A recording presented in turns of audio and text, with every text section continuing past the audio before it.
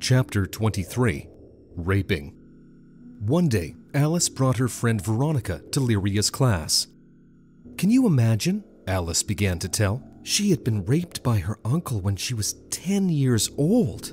And now she has bitterness towards all men and fear of intimacy. She can't get involved with anyone because of that." "Is that what you want?" Lyria asked Veronica. "To start a relationship with a man?" Veronica thought for a moment. "On the one hand, no, I hate them all," she said after a short pause. "But on the other hand, I want a family. I want a child. I want to be loved. But as soon as I see a man trying to get to know me, I immediately turn on fear and aggression, and I have a strong desire to avenge myself." Lyria looked at the girl warmly, sending her the energy of love, acceptance, support. "You know that this problem of rape is exaggerated in society," she explained softly. "It is given an unhealthy meaning, and thus creates phobias and complexes in girls like you. In fact, rape is no more than ordinary violence when, say, a person is beaten, and even in principle, it is not such a terrible action in comparison with when a person is beaten. He can be crippled, left ugly for life.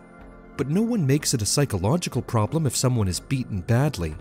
But when the issue is sex, people do more harm than the rapist with their hypertrophied attitudes. A child might treat it more easily as a simple beating, but adults themselves, with their exaggerated pity and lamentations, excessive emphasis on the tragic nature of the incident, create psychological trauma in a person, which would not have happened had they taken a calmer attitude to what happened. Do you remember how your parents and other adults reacted to the situation?" Lyria asked. "Yes, I remember," Veronica nodded. "At first, I didn't even realize what had happened. My drunk uncle dragged me into the room, pinched my arm, threw me on the couch, and ripped off my panties. Then I felt a pain in my crotch as he shoved his part in there. At first I thought he just wanted to beat me up or torture me. He was scaring me with a knife, saying he'd stab me if I screamed. But when he started poking it, I screamed involuntarily. He gagged me with a pillow, and then quickly let go and walked away. I saw blood and some white liquid in my crotch. I thought he had poked me there with a knife and cut me. I told my mom, and then it started. Everyone started oohing and awing, feeling sorry for me, as if I was almost dead or about to be killed. At first, I was really scared. I thought that if everyone was so worried, something terrible had happened, and maybe I would die soon. But then, when they started talking to me, they started accusing men that they were all so bad, that they only wanted to do something bad, that they had done a terrible thing to me, that I could be killed for such a thing, that it was the worst thing that could happen. Gradually, I began to understand what had been done to me, and at the same time, I was being nurtured with hatred towards all men, and fear that someone else might do the same thing, and that it was horrible." Lyria listened attentively and gave her a warm look. "Yes, you see, my dear," she said softly, "people created a problem for you with their attitudes, created a tragedy that you have to live with. You see, there are evil forces and demons in the world. They feed with people's suffering, their fear, their hatred, and they are very happy if there are victims like you. At the expense of experiences and sufferings of a person, they find food for many years. They deliberately push people like your relative to violence. After death, you will stand before God together with him, and your uncle will be very ashamed of what he has done. He will repent and ask you for forgiveness, but perhaps you will also be ashamed before God for your hatred not only of him, but also of those people, those men who did not do you wrong. What do you think?" Lyria asked Veronica. The girl's face showed a concentrated thought. "Yes, I suppose so," she said thoughtfully after a pause. "But everything can be changed, and instead of fear and hatred, you can be happy and joyful. Do you want that?" "Yes," Veronica said reluctantly. "I do." "Then you should go to church and repent before God for your hatred, and forgive this misguided man and all men. The others are not even to blame that this one turned out to be like that and succumbed to the influence of dark forces. Go to church with Alice and pray. Maybe it will not come out the first time, but go to 2 or 3 temples, and when forgiveness will be in your heart, then come and I will help you further to make you happy. Okay, I'll try. Thank you, Veronica said with sincere gratitude. After a while, Alice came to Lyria and told her that Veronica had managed to repent and forgive her relative, and that she wanted to come again. The tutor was happy for the girl and set the day of the session. Can I sit somewhere so that I don't disturb you, but I can hear you working with Veronica? Because I want to learn how to help people too, Alice asked. Yes, of course, dear. Listen to how it will be. You can make a good psychologist too. The next day, Veronica and Alice came to see Lyria. You know, my dear, there are 2 parts in every human being, male and female. Lyria's soft voice was full of energy and strength. One is bodily manifested and the other is not. Since you are a woman, you also have an inner man. That's you too. And in one incarnation, you could be a man, and in another, you could be a woman. The unmanifested part is veiled. It is in the subtle plane, constantly near you, and you can feel your inner man. Remember how you imagined your ideal man, how he looks like, how he manifests himself. Do you have such an image? Lyria asked. Yes, I do, replied Veronica, but I thought that he could only be in my imagination and that in life all men were bastards. This image is your ideal, your inner man, she explained. He is also called Onome. Now, visualize him again. The more detailed, the better. Imagine how he meets you, how he talks to you. He does everything the way you want him to. Veronica closed her eyes and visualized her Onome. A happy, bright smile appeared on her face. Very good, Lyria commented. Now, relax. Lie back in the chair and imagine him taking care of you, giving you gifts. He's a part of you, and he does everything perfectly, just the way you like it. Veronica's face seemed to glow from inside. Gloom and tension disappeared, and she fell into a slight relaxed state. Lyria continued to speak, gently guiding the development of their relationship with precise phrases.